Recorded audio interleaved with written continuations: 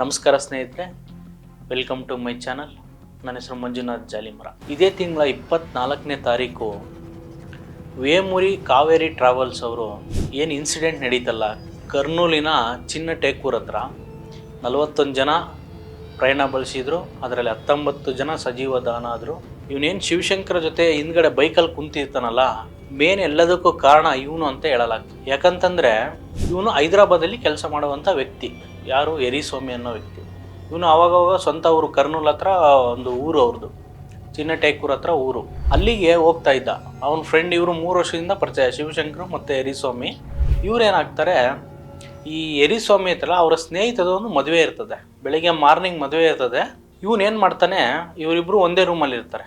ಯಾರು? ಶಿವಶಂಕರ್ ಮತ್ತು ಯರಿಸ್ವಾಮಿ ಒಂದೇ ರೂಮಲ್ಲಿ ಇರ್ತಾರೆ. ಅಲ್ಲಿ ಮೇನ್ ಹೈವೇ ರೋಡಲ್ಲಿ, ಅವ್ರ ಊರ ಹತ್ರ ಒಂದು ರೋಡಲ್ಲಿ ರೇಣುಕಾ ಎಲ್ಲಮ್ಮ ಒಂದು ವೈನ್ ಸ್ಟೋರ್ ಇದೆ. ಅಲ್ಲಿ 6:15 ಒಂದು ಸರಿ ಮದ್ಯಪಾನ ತೆಗೆದುಕೊಳ್ಳೋಕೆ ಬರ್ತಾರೆ. ಮತ್ತೆ 8:15 ಬರ್ತಾರೆ. ಅವರೇ ಇಬ್ಬರು ವ್ಯಕ್ತಿಗಳು ಬರ್ತಾರೆ. ಚೆನ್ನಾಗಿ ಪಾರ್ಟಿ ಮಾಡಿಕೊಂಡು ಮಲಗಿರ್ತಾರೆ.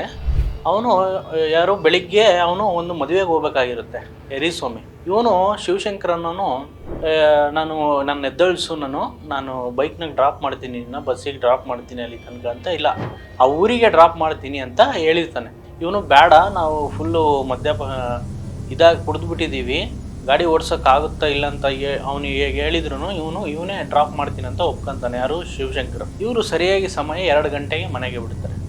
ಅಲ್ಲೇ ನಿಯರ್ ಬೈ ಇರೋದನ್ನ 2 ಗಂಟೆ ಮನೆಗೆ ಬಿಡ್ತಾರೆ. ಮನೆ ಬಿಟ್ಟಾಗೆ ಪೆಟ್ರೋಲ್ ಬಂಕಿಗೆ ಹೋಗ್ತಾರೆ. HP petrol bunk. ಅಲ್ಲಿ ಟೈಮ್ ಮಾತ್ರ ಇದೆ ನೋಡಿ, 2:22ಕ್ಕೆ ಅವರು ಪೆಟ್ರೋಲ್ ಬಂಕಿಗೆ ಹೋಗ್ತಾರೆ. ಅಲ್ಲಿ ಆಲ್ರೆಡಿ ಅವರು ಎಣ್ಣೆ ಹೊಡೆದಿರೋದ್ರಿಂದ ಗಾಡಿನ ಓಡ್ಸೋಕ್ಕಾಗ್ತಾ ಇಲ್ಲ ಅವ್ರ ಕೈಯಲ್ಲಿ. ಗಾಡಿ ಓಡಿಸಿದ್ರೆ 350 ರೂಪಾಯಿ ಪೆಟ್ರೋಲ್ ಹಾಕ್ಸ್ಕೊಂತಾರೆ. ಹಾಕ್ಸ್ಕೊಂಡು 3-3.5 ಲೀಟ್ರ್ ಪೆಟ್ರೋಲ್ ಬರ್ತದೆ. ಅವ್ರು ಏನು ಮಾಡ್ತಾರೆ, ಅಲ್ಲಿಂದ ಹೊರಡ್ತಾರೆ. ಅದು ಹೊರಟ್ಬಿಟ್ರೆ ಇದು ಏನು ಪೆಟ್ರೋಲ್ ಬಂಕ್ನಲ್ಲಿ ಕ್ಯಾಮ್ರಾ ಇರ್ತದಲ್ವ, ರೋಡ್ ಸೈಡ್ ಇರೋದು, ಅಲ್ಲಿ ಫಸ್ಟು ಲಾರಿ 2 ಬಸ್ಸು ಪಾಸ್ ಆಗ್ತದೆ. ಆಮೇಲೆ ನಮಗೆ ಕಾವೇರಿ ವೇಮೂರಿ ಟ್ರಾವೆಲ್ಸ್ ಒಂದು ಬಸ್ ಪಾಸ್ ಆಗುತ್ತೆ. ಫಸ್ಟ್ನೇ ಬಸ್ ಹೋಗುತ್ತಲ್ಲ, ಆ ಬಸ್ಸು ಆ ಬೈಕಿಗೆ ಟಚ್ ಆಗುತ್ತೆ. ಇವ್ರು ಏನು ಮಾಡ್ತಾರೆ, ಆ ಗಾಡಿಗೆ ಇವರು ಹೆಲ್ಮೆಟ್ ಹಾಕಿಲ್ಲ, ಆ ಗಾಡಿಗೆ ಹೆಡ್ಲೈಟ್ ಇಲ್ಲ, ಗಾಡಿ ಅದು ಫಿಟ್ನೆಸ್ ಇಲ್ಲ ಅನಿಸುತ್ತೆ ಗಾಡಿ, ಅದರಲ್ಲೇ ಹೊಡಿತಾ ಇದ್ದಾರೆ ಅವರು ಗಾಡಿನ. ಸರಿನಾ? ಇದಾದಮೇಲೆ ನೆಕ್ಸ್ಟ್ ಏನಾಯಿತು ಅಂತ, ಇವರು ಇಬ್ಬರಿಗೂ ಸೇರಿ 4 ಕ್ವಾರ್ಟರ್ ಎಣ್ಣೆ ಹೊಡೆದಿರ್ತಾರೆ. ಫುಲ್ಲಾಗಿ ಪಾನಮತ್ತರಾಗಿರ್ತಾರೆ. ಇವರು ಮಲ್ಕೊಂಡು ಎದ್ದಿರೋದೇ ಕಷ್ಟ, ಎದ್ದಿದ್ದಾರೆ. ಪೆಟ್ರೋಲ್ ಬಂಕಿಂದ ಅವರೇನು 2:15 ಪೆಟ್ರೋಲ್ ಬಂಕಿಂದ ಬಿಡ್ತಾರೆ. ಇದು ಬಸ್ ಆಕ್ಸಿಡೆಂಟು 3-3:30 ಮಧ್ಯೆ ಆಗಿದೆ. ಇವರು ಇಬ್ಬರು ಹೋಗ್ತಾರೆ ಪಲ್ಸರ್ ಗಾಡಿಯಲ್ಲಿ 70 ಸ್ಪೀಡಲ್ಲಿ. ಮಳೆ ಬೇರೆ, ಅವತ್ತು ತುಂಬ ಮಳೆ ಕೂಡ ಇತ್ತಂತೆ. ಅವಾಗ ಏನಾಯಿತು ಅಂದರೆ, ಗಾಡಿ ಸ್ಕಿಡ್ ಆಗಿ ಪಲ್ಸರ್ ಗಾಡಿ ಡಿವೈಡರ್ಗೆ ಹೊಡೆಯುತ್ತೆ.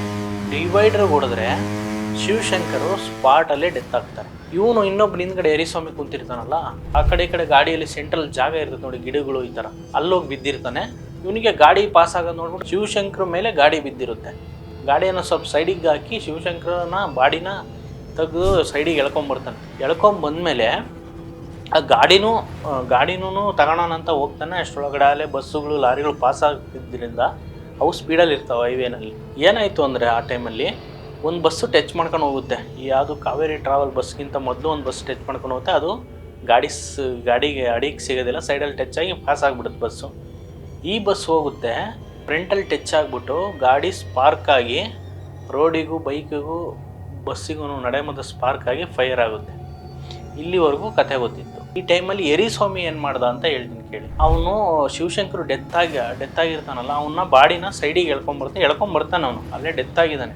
ಡೆತ್ ಆದಮೇಲೆ ಆಗ ಅವನು ಯರಿಸ್ವಾಮಿ ಹೇಳಿರ್ತಕ್ಕಂಥದ್ದು ನಾನು ಹೇಳ್ತಾ ಇದ್ದಿರೋದು, ಡೆತ್ ಆಗಿರ್ತಾನೆ ಅವನು, ಸೈಡಿಗೆ ಎಳ್ಕೊಂಬರ್ತಾರೆ. ಬೈಕ್ ಅಲ್ಲೇ ಇರುತ್ತೆ. ಒಂದು ಬಸ್ ಪಾಸ್ ಆಗುತ್ತೆ. ಅದು ಒಂದು ಸರಿ ಬಸ್ಸು ಪಲ್ಸರ್ ಗಾಡಿ ಟಚ್ ಮಾಡ್ಕೊಂಡು ಹೋಗುತ್ತೆ. ಸಡನ್ನಾಗಿ ಇನ್ನೊಂದು 2 ನಿಮಿಷಕ್ಕೆ ಇನ್ನೊಂದು ಬಸ್ ಬರುತ್ತೆ. ಅವ್ನು ಗಾಡಿ ಎತ್ತಕ್ಕಾಗಿಲ್ಲ, ಅಲ್ಲಿಗೆ ಗಾಡಿ ತೆಗೆದು ಸೈಡಿಗೆ ಇಡೋಕ್ಕಾಗಿಲ್ಲ.